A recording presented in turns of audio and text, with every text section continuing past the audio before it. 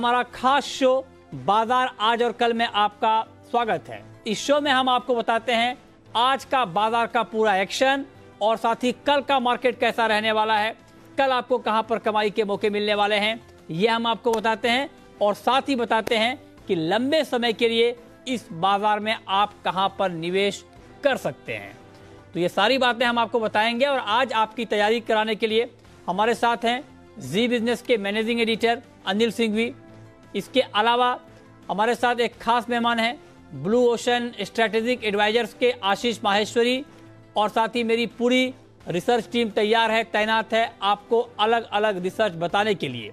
देवांशी से हम जानेंगे कैसा रहा आज का बाजार का हाल।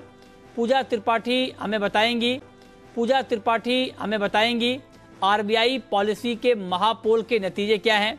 संदीप से हम जानेंगे मारुति का सालाना रिपोर्ट कार्ड और कुशल से जानेंगे वोडाफोन आइडिया के नतीजे कैसे रहेंगे। लेकिन सबसे पहले आपको दिखाते हैं कि आज पूरे दिन शेयर मार्केट में किस तरह का कामकाज हुआ है। तो आज बाजार में भारी उतार चढ़ाव का माहौल रहा। निफ्टी सपाट होकर 11,100 के करीब बंद हुआ। वहीं निफ्टी बैंक में ऊपरी स्तरों से 425 अंकों की गिरावट देखने को मिली। सेक्टर की बात करें तो मेटल शेयरों में अच्छी बाइंग रही। इंडेक्स 4% चढ़ा। ऑटो शेयरों में भी आज अच्छी रफ्तार रही। फार्मा शेयरों में आज बिकवाली का दिन रहा।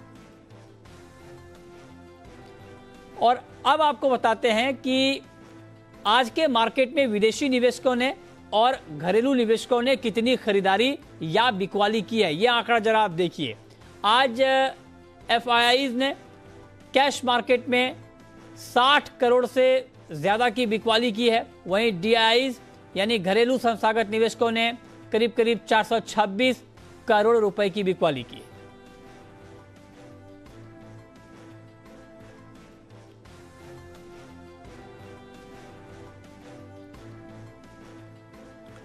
और अब रुक करते हैं आज के बाजार पर एडिटर स्टेक का और हमारे साथ हैं जी बिजनेस के मैनेजिंग एडिटर अनिल सिंघवी।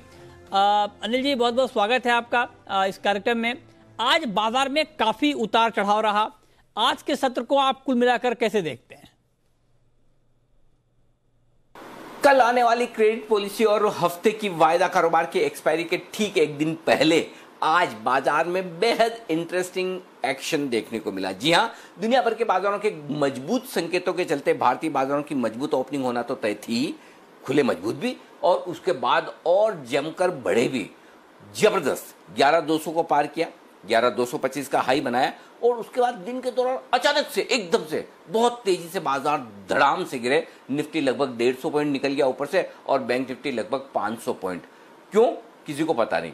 लेकिन उसके बाद जो वॉलेटिलिटी बनती दिखी तो बेसिकली हुआ ये, सोमवार को बहुत तेज गिरावट, मंगलवार को बहुत अच्छी रिकवरी, शानदार तेजी और बुधवार को फर्स्ट हाफ शानदार, बहुत ही बेहतरीन तेजी और सेकंड हाफ एकदम से कमजोरी और सीमित दायरे में कारोबार।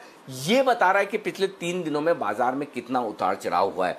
तो ये वॉलेटिलिटी जो आज दिख रही है बाजार में वो बेहद इंटरेस्टिंग थी। फाइनली बंद होते होते बाजार जो बंद हुए हल्के से हरे निशान में निफ्टी और बैंक निफ्टी पर, सेंसेक्स हल्के से लाल निशान में बंद हुआ। इसका मतलब क्लियर कट है कि दोनों तरफ के ट्रेड जो बाजार में हो रहे हैं वो मजबूती से हो रहे हैं। यानी कि जिन लोगों को तेजी करनी है वो भी मौका छोड़ना नहीं चाहते हैं और जैसे ही बाजार ऊपर आता है तो काफी इन्वेस्टर्स ऐसे हैं जो सही लेवल पर एंट्री करके मुनाफे में बैठे हैं, वो प्रॉफिट बुकिंग करने के लिए भी बेताब हो रहे हैं। और यही वजह है कि बड़े शार्प तेजी से मूव आते हैं और जब तक लोग समझते हैं कि हो क्या रहा है तब तक बाजार वापस रिकवर करने की कोशिश भी कर देते हैं गिरकर या ऊपर से प्रॉफिट बुकिंग भी। तो सिंपल तरीका ये है इस बाजार को ट्रेड करने का कि आपको ट्रेंड देखना है, लेवल्स देखने और उसके विपरीत कॉन्ट्रा ट्रेड करना पड़ेगा। यानी कि बहुत मजबूत बाजार है तो वहां पर बेचकर इंतजार करें नीचे आने का, और बहुत कमजोर हो रहे हैं, अचानक से हो रहे हैं तो वहां खरीदकर ऊपर आने का इंतजार करें। काम आसान नहीं है, ऐसे कॉन्ट्रा ट्रेड करना मुश्किल है, लेकिन यही ट्रेडर्स की स्किल्स इस वक्त के बाजार में काम आएगी। तो थोड़ी सी वॉलेटिलिटी बढ़ती हुई दिख रही है और उससे आपको सावधानी रखनी है। तो मैं जो लगातार कह रहा हूं पिछले 2-3 दिनों से कि आसानी से एक तरफा बाजार की चाल खत्म हो चुकी है। बड़ा मुनाफा तुरंत किसी भी लेवल से बनाने का जो एक क्रम चल रहा था उस पर थोड़ी सी लगाम लगी है। तो अब आपको थोड़ा सा सेंसिबल होना पड़ेगा, पोजीशन कम रखनी पड़ेगी और उतार चढ़ाव के लिए तैयार होना पड़ेगा। ये सब कुछ आज के बाजार में आपको देखने को मिला। लेकिन फिर भी राहत की बात यह है कि आपने 21,500 और 11,100 पर क्लोजिंग दिए, जो कि क्लोजिंग के लिहाज से अच्छे सेटिस्फाइंग लेवल है, कहीं कोई ज्यादा दिक्कत की बात नहीं। हाँ, एक चीज जो खराब थी वो ये कि डाउ फ्यूचर्स लगभग 200 पॉइंट ऊपर ट्रेड कर रहे थे भारतीय बाजारों के बंद होते वक्त 3:30 बजे। उसके बावजूद हम बड़ी मजबूती नहीं दिखा पाए, तो उस हिसाब से आप ये भी कह सकते हैं थोड़ी प्रॉफिट बुकिंग बढ़ती हुई नजर आई है सेकंड हाफ में। तो ये था आज का पूरा बाजार का एक्शन। अब आपको ये बताते हैं कि आज के मार्केट के एक्शन में कौन कौन से ऐसे सेक्टर रहे जहां पर हमने हलचल देखी और किन खबरों के दम पर वहां पर हलचल रही। ये डिटेल समझाने के लिए, बताने के लिए हमारे साथ देवांशी मौजूद हैं। देवांशी, बताइए किस तरह का एक्शन आज अलग अलग सेक्टर में हमने देखा है? बाजार में आज काफी उतार चढ़ाव के साथ ट्रेड होता हुआ दिखा, लेकिन निफ्टी में आज हरे साइड क्लोजिंग जरूर देखने मिली है। आज अगर सेक्टर्स की बात करें तो दो ही सेक्टर्स थे जहां पे अच्छी खरीदारी आती हुई दिखी। सबसे पहले तो मेटल्स और साथ ही ऑटो स्टॉक्स, ये दोनों ही सेक्टर्स थे जहां पे हमने देखा 2 से 3% तक की खरीदारी आती हुई दिखी। अब देखिए आज निफ्टी के गेनर्स की सूची में हिंडाल्को टॉप परफॉर्मर रहा, करीब 8% से ज्यादा की तेजी। टाटा स्टील, अदानी पोर्ट और आयशर मोटर्स में आज अच्छी खरीदारी आती हुई दिखी और टॉप परफॉर्मर्स आज निफ्टी के रहे। लूजर्स की सूची में HDFC लाइफ, UPL, विप्रो और HDFC बैंक आज शामिल होते हुए दिखे। और इसके अलावा आज मेटल स्टॉक्स की अगर बात करें तो आज स्टार परफॉर्मर रहे टाटा स्टील, हिंडाल्को और नैल्को। अच्छे वॉल्यूम्स के साथ यहाँ पे खरीदारी दिखी। साथ ही ऑटो स्टॉक्स पर अगर नजर करें, आयशर मोटर्स आज टॉप गेनर रहा। टाटा मोटर्स जो यहाँ पे JLR की बिक्री भी आती हुई दिखी, वो काफी दमदार थी। साथ ही मारुति, TVS मोटर, यहाँ पे भी अच्छे गेन्स आते हुए दिखे हैं। FNO वायदा बाजार में आज हमने देखा कई स्टॉक्स में लॉन्ग्स बनते हुए दिखे, अच्छी खरीदारी आती हुई दिखी, जैसे कि Hindalco, Info Edge, Bata India और साथ ही PVR, ये कुछ स्टॉक्स थे जहां पे अच्छे गेन्स थे। और इसके अलावा जहां पे शॉर्ट्स बनते हुए दिखे, पिडिलाइट नतीजों से पहले यहाँ पे शॉर्ट्स बने। साथ ही गोदरेज कंज्यूमर नतीजों के बाद गिरावट दिखी, कैडिला हेल्थ में गिरावट दिखी, कैनरा बैंक में भी नतीजों से पहले यहाँ पे गिरावट के साथ ही कारोबार होता हुआ दिखा। नतीजों के चलते आज ज्योति लैब इस स्टॉक में अच्छी तेजी आती हुई दिखी और स्ट्राइड्स जो फार्मा है यहाँ पे भी आज हमने देखा अच्छी खरीदारी आती हुई दिखी। 14% के करीब की गेन्स आज के ट्रेडिंग सेशन में देखे। और साथ ही जी बिजनेस पर आपको दिन भर हिट कॉल्स मिलते रहे। अब देखिए आज की सूची में बाटा इंडिया, यहाँ पे वागले जी ने आपको राय दी थी और इसी के चलते आज अच्छे गेन्स आते हुए दिखे। सोनाटा सॉफ्टवेयर में अच्छी तेजी होती हुई दिखी। JBM ऑटो सिटी साहब की पसंद थी। टाटा स्टील आपको वागले जी ने रिकमेंड किया था। स्टार फार्मा जिसकी हम बात कर रहे थे, अच्छे नतीजे आते हुए दिखे। आशीष जी ने आपको कुछ दिन पहले यहाँ पे रिकमेंडेशन दी थी। और टाटा स्टील जैसे स्टॉक्स थे जहां पे आज अच्छी खरीदारी आती हुई दिखी है। तो आज के दिन अगर बाजार की बात करें, ओवरऑल जो बाकी सेक्टर्स थे यहाँ पे हल्की सी तेजी थी, लेकिन ये 2 सेक्टर्स थे मेटल और ऑटो जहां पे अच्छे गेन्स आते हुए दिखे। तो ये अलग अलग सेक्टर का एक्शन। लेकिन अब रुक करते हैं अपने खास मेहमान का, और आज हमारे साथ कार्यक्रम में है ब्लू ओशन स्ट्रेटेजिक एडवाइजर्स के आशीष माहेश्वरी जी। आशीष जी, बहुत बहुत स्वागत है आपका।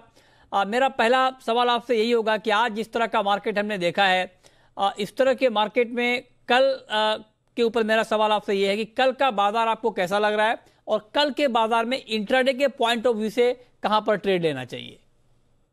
जी, मेरा मानना है कि कल का एक बहुत बड़े रनअप के बाद में, जैसा हमेशा बाजारों में होता है, जब भी एक बड़ा रनअप किसी दिन होता है तो अगले दिन थोड़ा मुनाफा वसूली होती है। तो आज थोड़ा सा प्रॉफिट टेकिंग देखने को मिला बाजारों में। बट मेरा ये बिल्कुल मानना नहीं है कि इससे बाजार की कोई डायरेक्शन चेंज हो गई है।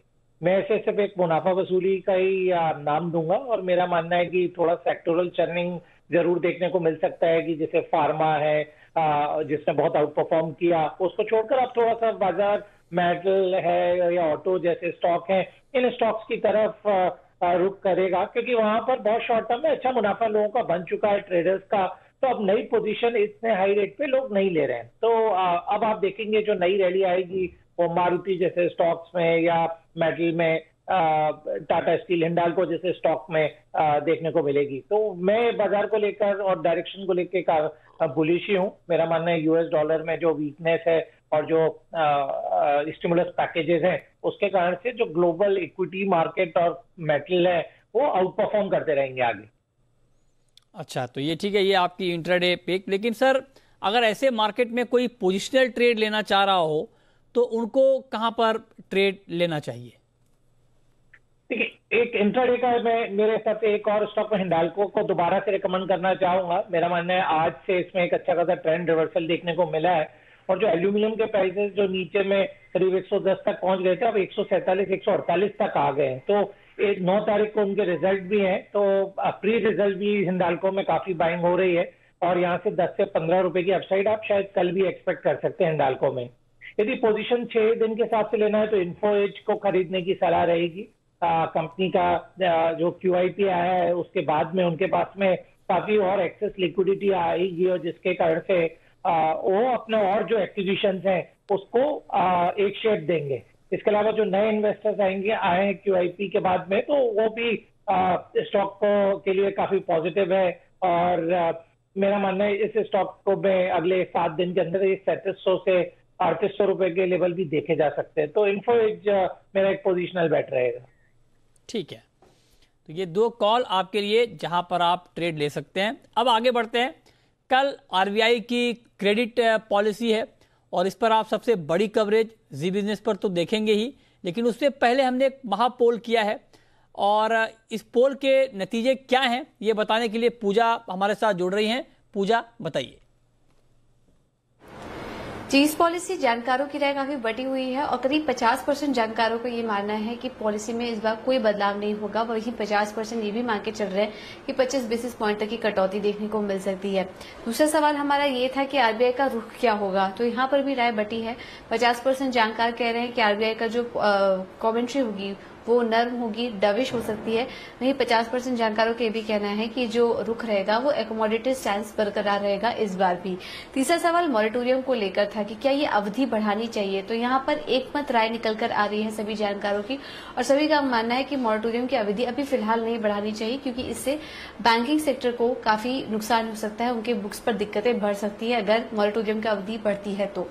आखिरी सवाल था कि पॉलिसी में फोकस कहाँ रहेगा, क्योंकि इन्फ्लेशन भी बढ़ा हुआ है। जून में हमने देखा कि 6% के ऊपर निकल चुका है, RBI के मैंडेट के काफी ज्यादा ऊपर। तो हमारा अगला सवाल यही था कि महंगाई फोकस रहेगी या ग्रोथ पर RBI फोकस करेगा इस बार। तो यहाँ पर भी एकमत राय निकल कर आ रही है कि RBI की पॉलिसी स्टेटमेंट में जो फोकस रहेगा वो ग्रोथ और रिकवरी पर रहेगा। ठीक है, तो ये RBI पॉलिसी महापोल के नतीजे आप देख रहे हैं, लेकिन कल RBI पॉलिसी के ऊपर सबसे सटीक और सबसे बड़ी कवरेज आप जी बिजनेस पर देख पाएंगे। सुबह 11:30 बजे से हमारे साथ तमाम बड़े एक्सपर्ट मौजूद होंगे आपको इस पॉलिसी को आसान भाषा में समझाने के लिए। तो जुड़िए हमारे साथ। आप देख पा रहे हैं बाजार के तमाम जो बड़े नाम हैं और जो इकोनॉमी के बड़े नाम हैं वो तमाम लोग हमारे साथ कल जुड़ेंगे। ये आपकी स्क्रीन पर चेहरे और नाम यहाँ पर मौजूद हैं। तो कल 11:30 बजे से बड़ी कवरेज RBI क्रेडिट पॉलिसी के ऊपर। आगे बढ़ते हैं। मारुति की सालाना रिपोर्ट में कंपनी ने क्या खास बातें कही है ये बताने के लिए कुशल हमारे साथ जुड़ रहे हैं। बताइए कुशल। संदीप हमारे साथ जुड़े हैं, बताइए संदीप।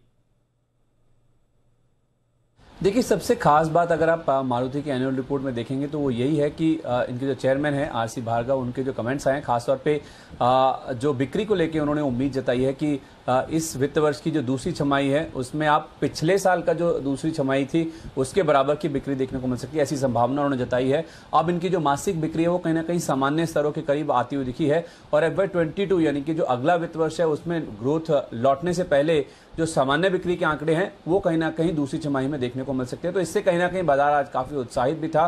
सालाना रिपोर्ट में ही इनफैक्ट आप देखें तो मारुति के चेयरमैन ने शेयरधारकों को ये जानकारी दी है, जिसमें फरवरी के बाद आप देखें तो पहली बार ऐसा हुआ कि मारुति ने फिर से 1 लाख से ज्यादा गाड़ियां बेचने का जो क्रम है उसे फिर से एक बार पार किया है। आपको बता दें उन्होंने इनफैक्ट ये जो अपना एड्रेस था इसमें एनुअल रिपोर्ट में उसमें ये भी कहा है कि टैक्स छूट की बहुत ज्यादा मांग है, टैक्स बहुत ज्यादा गाड़ियों के ऊपर, जिस वजह से कई सारे ऐसे लोग हैं जो कि गाड़ी खरीदना चाहते हैं लेकिन वो फैसला नहीं ले पाते हैं। साथ ही साथ रोड टैक्स में बढ़ोतरी हुई, उससे भी कहीं ना कहीं FY20 की जो मांग है उसके ऊपर असर देखने को मिला। और जीडीपी को बढ़ाने के लिए इसमें ऑटो इंडस्ट्री का बड़ा योगदान है। तो उस लिहाज से वो चाहते हैं कि ऑटो सेक्टर को लेके बड़े कुछ जो अनाउंसमेंट है वो सरकार की ओर से आते हुए दिखे। बिक्री के आंकड़े आपके सामने, आप देखिए फरवरी में ऐसा हुआ था जब उन्होंने करीब 1.5 लाख के आसपास गाड़ियां बेची थी। उसके बाद पहली बार अब जुलाई में आंकड़े आए हैं 1 लाख के पार के।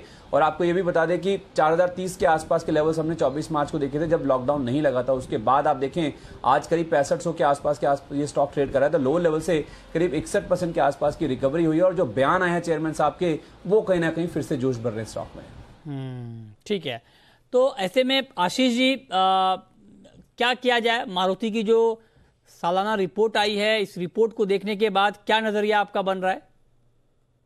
मेरी मारुति में बाय करने की सलाह रहेगी। अब उसके पीछे जो रीजंस हैं वो मैं देना चाहूंगा। सबसे पहले तो जो मारुति की एक डोमिनेटिंग पोजीशन है स्मॉल कार सेगमेंट में, वो इसके लिए अभी काफी एडवांटेज का स्पॉट है, क्योंकि सबसे ज्यादा डिमांड अभी जो इमर्ज हो रही है वो रूरल इंडिया से या बी और सी टाउन से हो रही है, क्योंकि वहाँ जो लॉकडाउन का इम्पैक्ट है वो अब काफी कम है। तो ये वो सेगमेंट है जो मारुति की डिमांड को आगे और फ्यूल करता रहेगा।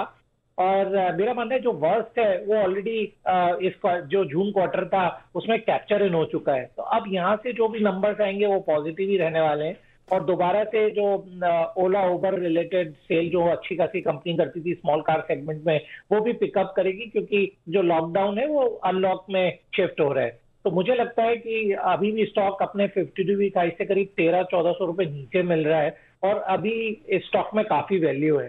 तो मेरा टारगेट इनफैक्ट मारुति में अगले 3 महीने में करीब 7000 रुपए का रहेगा। मारुति को बाय करने की सलाह है। अच्छा, तो 3 महीने का टारगेट है 7000 रुपए का, आप नोट कर लें। 6500 के आसपास भाव अभी है, तो यानी 500 रुपए की तेजी आपको 3 महीने में मारुति में दिख सकती है। ये राय आशीष जी की है। लेकिन अब रुक करते हैं हमारी खास पेशकश का, शर्मा जी के ऑप्शन का।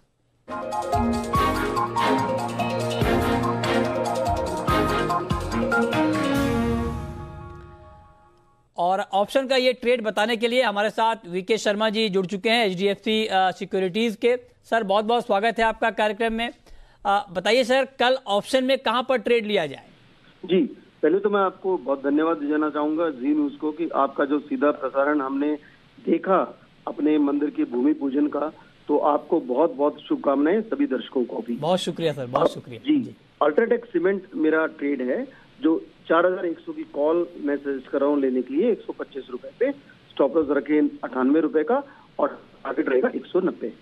और दूसरा ट्रेड है ब्रिटानिया में 3900 की कॉल ली जा सकती है 105 रुपए पे, 78 रुपए का स्टॉप लॉस और 165 रुपए का टारगेट। 4 या 5 दिन से ज्यादा अगर न तो स्टॉप लॉस हो न ट्रिगर हो तो ऑप्शंस को मत रखना, वरना वैल्यू डिस्ट्रॉय होती है। धन्यवाद। और अब वक्त है ये जानने का कि कल के बाजार में आपकी स्ट्रेटेजी क्या होगी, और ये बताने के लिए हमारे मैनेजिंग एडिटर अनिल सिंह भी हमारे साथ बने हुए हैं। अनिल सर, कल बाजार के लिए बहुत ही खास दिन है। एक तो वीकली एक्सपायरी है और दूसरी तरफ RBI की पॉलिसी भी आने वाली है। ऐसे में निफ्टी और निफ्टी बैंक के लिए कल अहम लेवल क्या होंगे? कल के लिए अभी तो ऐसा लग रहा है कि ग्लोबल मार्केट से संकेत अच्छे ही रहने चाहिए। भारतीय बाजारों के बंद होते वक्त डाउ फ्यूचर्स चूंकि 200 पॉइंट ऊपर थे, तो उस लिहाज से अमेरिका में एक अच्छा सेशन होना चाहिए। अगर अमेरिका में अच्छा सेशन रहा तो ठीक, लेकिन किसी वजह से अमेरिकी बाजार कमजोर हो गए तो भारतीय बाजारों के लिए थोड़ा सा ऊपर टिकना मुश्किल होगा। और वो इसलिए क्योंकि भारतीय बाजार कंपैरेटिवली आज उतना मजबूत बंद हो नहीं पाए जितना होना चाहिए था।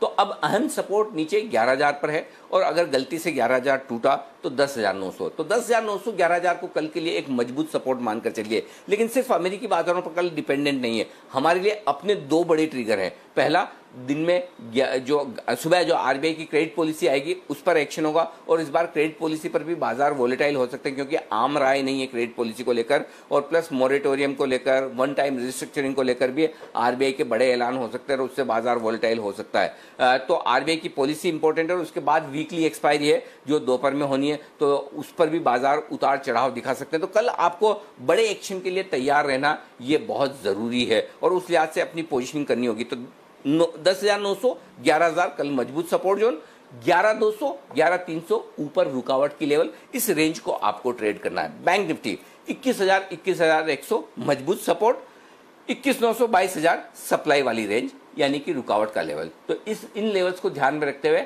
आप कल ट्रेड करें। बाकी तो कल सुबह हम सब आपको बताने वाले हैं कि क्या कुछ होने वाला है, कैसे होने वाला है, और क्रेडिट पॉलिसी की बड़ी कवरेज भी हमारे साथ कल जरूर जुड़िएगा। एक्सपर्ट्स का दमदार पैनल भी रहेगा, पूरी बारीकियों का विश्लेषण करेंगे, समझाएंगे आपको। लेकिन बड़े एक्शन के लिए कल फिर से आप तैयार हो जाइए। और रिजल्ट्स के लिहाज से भी बड़ा एक्शन है, ढेर सारी कंपनियां हैं वायदा कारोबार की जिनके कल रिजल्ट्स आने वाले हैं। तो बड़ा दिन है, बहुत काम करना है, उसकी तैयारी कर लीजिए। बहुत शुक्रिया सर आपका कल के लिए स्ट्रेटेजी बताने के लिए।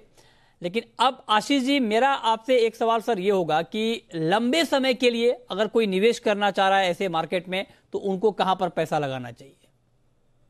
जी, लंबे अवधि के लिए मेरा सलाह रहेगी फार्मा सेक्टर में ही निवेश करने की, और यहाँ पर अलेम्बिक लिमिटेड को मैं बाय करना चाहूंगा। अब उसके बिजनेस मॉडल की बात करते हैं तो सबसे पहले तो जो उनका क्वार्टरली नंबर्स पे एक बार नजर डालते हैं, तो लास्ट क्वार्टर में कंपनी का जो मुनाफा आया करीब 290 करोड़ का आया, और जून 2019 में मुनाफा सिर्फ 119 करोड़ का था, और मार्च क्वार्टर में भी जो मुनाफा था उनका करीब 200 करोड़ के आसपास था। तो फिनोमिनल ग्रोथ रहा अलेम्बिक में इस जून पर्टिकुलर क्वार्टर में। कंपनी ने QIP के थ्रू पैसा भी रेज किया, जिसके थ्रू वो एक्विजिशन भी करेंगे, और काफी हाई प्रमोटर होल्डिंग थी, करीब 73% प्रमोटर होल्डिंग है उसमें, और 17% इंस्टीट्यूशनल होल्डिंग है। तो फ्लोटिंग स्टॉक भी काफी कम था। जरूर स्टॉक अपने 450 रुपए के लेवल से धीरे धीरे करके 1000 रुपए तक पहुंच गया है, बट मेरा मानना है कि जिस सेगमेंट में ऑपरेट करते हैं API में, वहां पर मार्जिन में काफी इंप्रूवमेंट है। लास्ट क्वार्टर में एबिटा मार्जिन में भी हमने काफी ग्रोथ देखा, करीब 600 बेसिस पॉइंट का इंप्रूवमेंट था।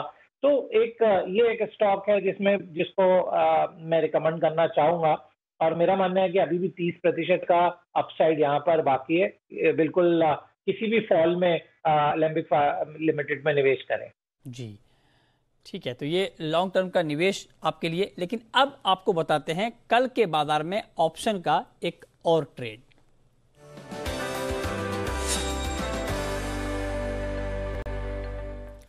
और ऑप्शन का ये ट्रेड बताने के लिए हमारे साथ SMC ग्लोबल के नितिन मुरारका जुड़ रहे हैं इस वक्त। नितिन जी, बहुत बहुत स्वागत है। बताइए सर, आपके हिसाब से कल ऑप्शन में कहां पर ट्रेड लिया जाए? कल वीकली एक्सपायरी है और अभी सिंगापुर निफ्टी ऊपर चल रही है, तो मुझे लग रहा है कि ऊपर अगर खुले तो उस केस में हम पुट ऑप्शन खरीदेंगे, और अगर मार्केट 40-50 पॉइंट ऊपर खुल जाती है किसी कारण से, तो फिर 10,200 का पुट ऑप्शन लेंगे, जो आपको करीब उस समय 35 से 40 रुपए ऐसे मिल सकती है। और स्टॉप लॉस फिर उस केस में हम 50% का रख लेंगे, यानी जो भी मेरी बाइंग प्राइस होगी, सपोज अगर 40 में मिलती है तो 20 रुपए का स्टॉप लॉस रखेंगे। और मुझे लग रहा है कि एक्सपायरी जो कल होनी चाहिए वो लोअर बैंड पे हो सकती है, यानी 11,200 पे बहुत ज्यादा सेलिंग प्रेशर है, तो एक्सपायरी हो सकता है 11,100 की तरफ ही हो, नीचे की तरफ। बट यही ध्यान रखना है कि ऊपर खुले तब हमें 11,200 की पुट लेनी है, नीचे खुले तो उस केस में पुट लेना रिस्की हो सकता है। तो पुट हमें ऊपर खुलती तब लेनी है। और दूसरी स्टॉक में ट्रेड करना है तो श्रीराम ट्रांसपोर्ट फाइनेंस वीक हो रहा है, ये 642 के आसपास क्लोजिंग है, इसको बेच के चल सकते हैं। 620 के आसपास का टारगेट रखें और 655 का स्टॉप लॉस होगा। जी, बहुत शुक्रिया नितिन जी आपका, आशीष जी आपका, और साथ ही मेरी पूरी रिसर्च टीम का, ये बताने के लिए कि आज का मार्केट कैसा रहा, क्यों रहा, और कल का बाजार कैसा रहने वाला है, कहां पर कमाई के मौके बनने वाले हैं। तो फिलहाल इस बुलेटिन में इतना ही।